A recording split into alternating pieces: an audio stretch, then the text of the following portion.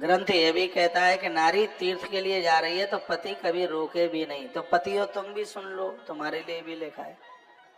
माताओं के लिए कहा गया है कि पति से आज्ञा लेके जाए, और पतियों को कहा गया है कि आप रोके नहीं। कोई मंदिर जाए, गुरुजनों के दर्शन के लिए जावे, तीर्थ यात्रा के लिए जावे, तो पति को आज्ञा दे देनी चाहिए, अनुमति दे देनी चाहिए।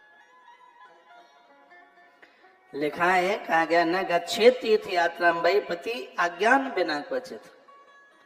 पति की आज्ञा लेकर के तीर्थ यात्रा के लिए जाओगे तो उसे यात्रा का बहुत बड़ा पुण्य, बहुत बड़ा फल मिलेगा। वर्णन है, लिखा गया है कि जो स्वामी का चरणामृत लेकर के नारी संतुष्ट होती है, उसे तीर्थ जाने की जरूरत नहीं पड़ती, तीर्थ ही उसके घर में स्वयं चल करके आ जाते हैं। श्लोक नंबर 25 है, 25 नंबर का श्लोक है, रुद्र संहिता पार्वती खंड, और अध्याय नंबर है 54।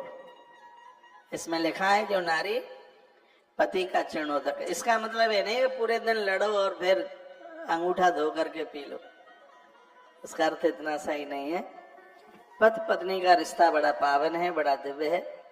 यहाँ तक कहा गया कि हो सकता है कि भाई भी संग छोड़ दे, लेकिन 7 भांवरे पढ़ने वाली घरवाली अपने पति का संग नहीं छोड़ती, इसलिए पत्नी को पति की परछाई कहा गया है।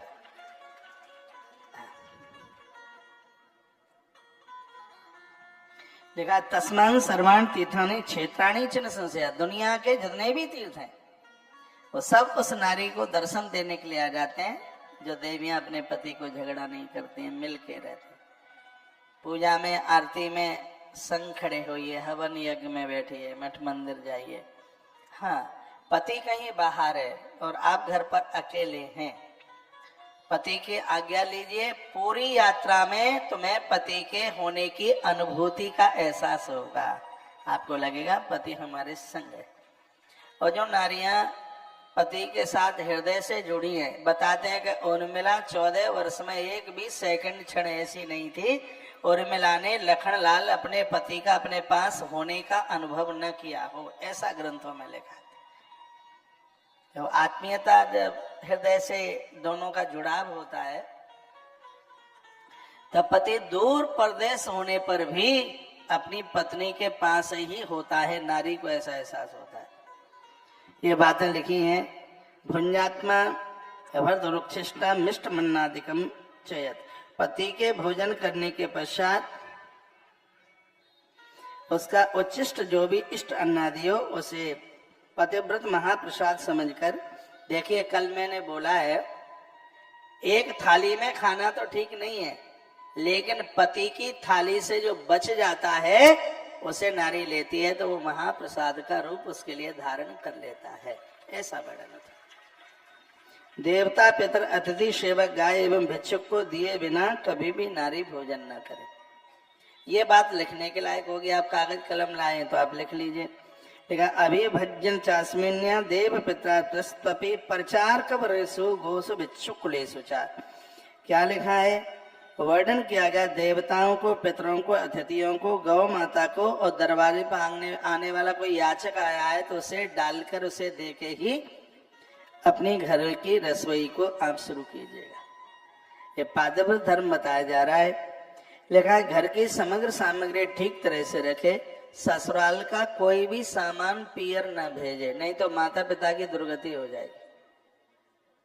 एक बात और रिपीट करूं इस बात को, ससुराल का कोई सामान नारी को चाहिए कि वो उसे अपने पियर न भेजे। आजकल तो तिजोरी पियर में ही होती है, सोना चांदी से लेकर रुपया पैसा से लेकर सब मम्मी के पास रखा जाता है, सब वहीं भेज देते हैं। तो क्या सुंदर बात कही है, बड़ी अद्भुत बात कही है। तो इसमें आपके माता पिता का कल्याण नहीं हो रहा है, उन्हें दिक्कत हो जाएगी, उन्हें कष्ट हो जाएगा। इसलिए आपकी धरोहर, आप कोई भी, आप अपना रुपया पैसा सामान, ससुराल का सामान आप पियर न भेजें। क्या अद्भुत बात कही। संयतोपस्करा दक्षा दृष्टा ये परांगमुखी भविता सर्वदा देवी पतिव्रत परायणा। घर की समग्र सामग्री ठीक तरह से रखे, लिखा है कि घर का कोई भी सामान पति के कहे बिना बेचे नहीं, पुराना सामान भी, कबाड़ा जिसे कहते हैं, उसके लिए भी अनुमति मांगे, आज्ञा मांगे, तब ही उसका विक्रय करे, नहीं तो उसकी बिक्री ना करे। सामान को ठीक ठाक से रखे, संभाल के रखे, तभी तो वो ग्रहणीय है। वो नित्य उत्साह युक्त सावधान पूर्वक रहे। और एक और अच्छी बात कही है, पता नहीं आपको अच्छी लगेगी कि नहीं, हृष्टा वह है परांगमुखी। लिखा है कि घर की नारी को ज्यादा खर्चीला नहीं होना चाहिए, ये वर्णन है 28 नंबर 28 नंबर का श्लोक। उसके बाद जो पैसा है धर्म कर्म पुण्य में लगे, अपने ऊपर खर्चा ज्यादा ना करे। लिखा है अधिक व्यय ना करे।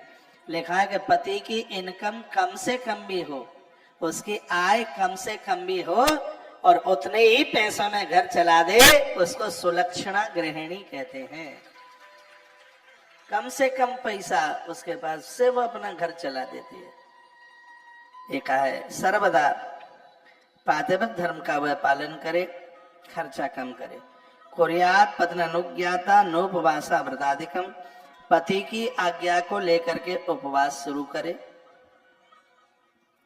ठीक है, कितनी अद्भुत बात कही गई है। सुखपूर्वक आनंद से बैठे हुए अपनी इच्छा से पति के आवश्यक कार्य आ पड़ने पर, यार लिखा हुआ है दूर से हारा थका हुआ आया है, कोई जरूरी काम है तो उसको जगाए।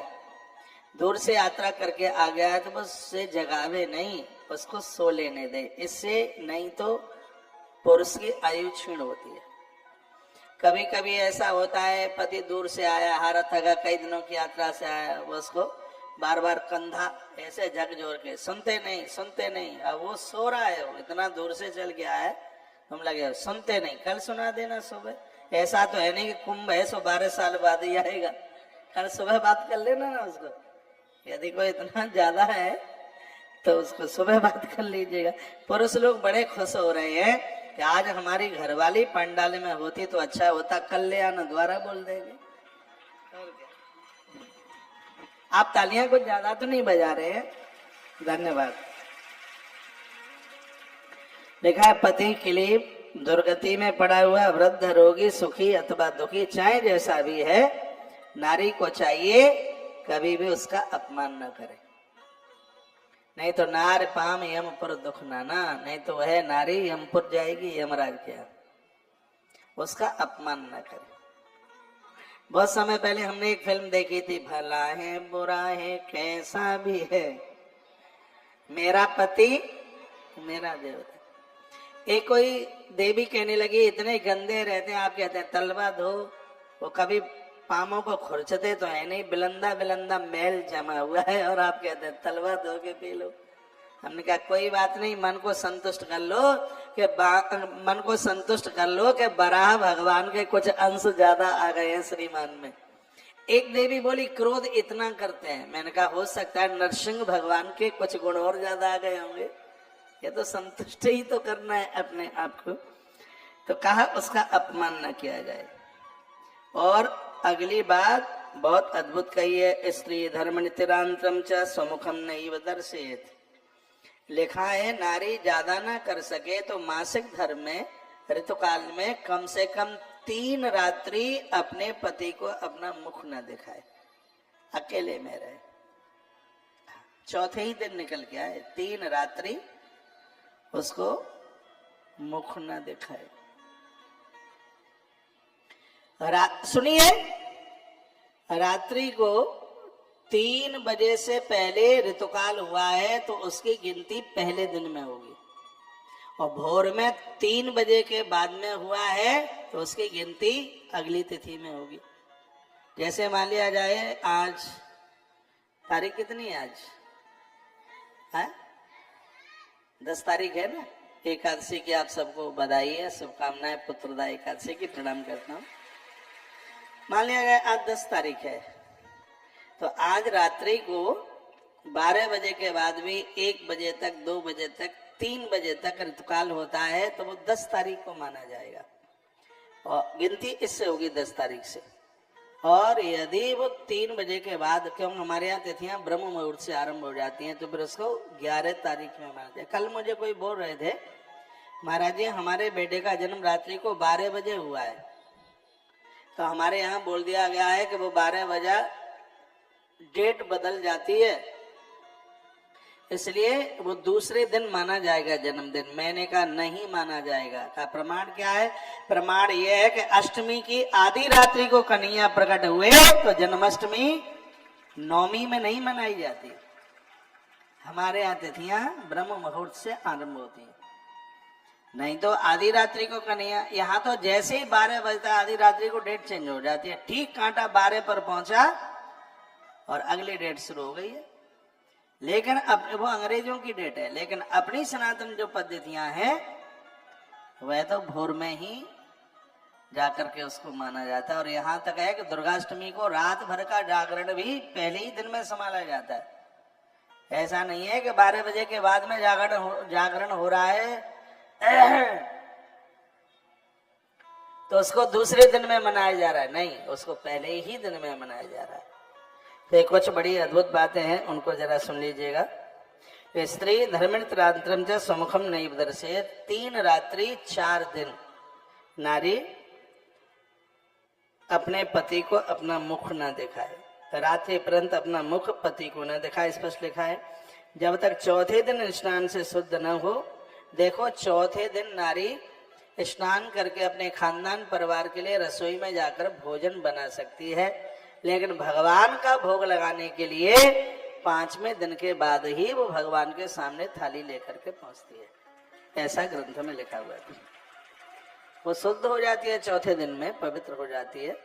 वर्णन तो यह भी हमारे ग्रंथों में किया गया है, कहा गया कि 1 महीने की जो भी किसी भी प्रकार की त्रुटि, जो भी कोई अपराध हुआ है, ऋतुकाल के तत्पश्चात नारी इतनी पवित्र हो जाती है कि देवता भी उसके हाथ का भोजन करने के लिए तरसते हैं। ऋतुकाल के बाद में नारी अपने पति का मुख देखे, भगवान के मुख का दर्शन करे, ये लिखा है। कहा गया ऋतु स्नान करने के पश्चात सबसे पहले पति का ही मुख देखे। लिखा है सुरस्नाता भरतु बदनमिक्षेता न्यसन क्वचिता। ऋतु स्नान करने के पश्चात सबसे पहले वो पति का मुख देखे, कभी अन्य का मुख न देखे, अथवा पति के न होने पर पति का ध्यान करके वो सूर्य देव का दर्शन करे। क्या ये लिखने लायक बात है, पर आप लिखेंगे नहीं, पता है मुझे।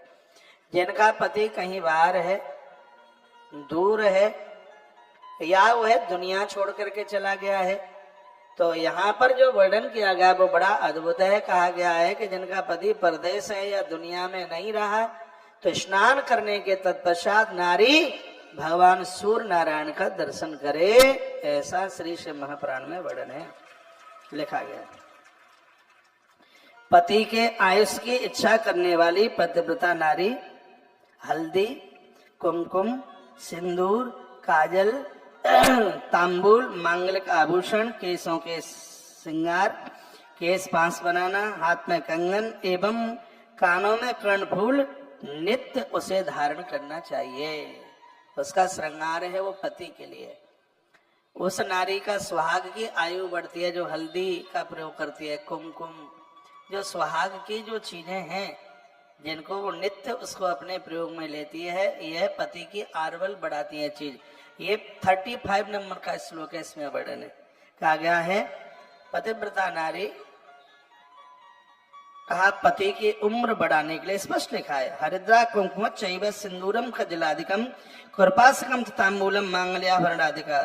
कहा गया है कि पति की आयु बढ़ाने के लिए नारी को हल्दी, कुमकुम, मेहंदी, सिंदूर, काजल और मांगलिक आभूषण, केसों के जो आभूषण होते हैं वह है, हाथ में कंगन क्या कड़ा, चूड़ियां, लिखा है, कानों में कर्णफूल जिसको झुमकी वगैरह कहते हैं, नाक, कान और पाम नारी के कभी भी और हाथ सूने नहीं होने चाहिए।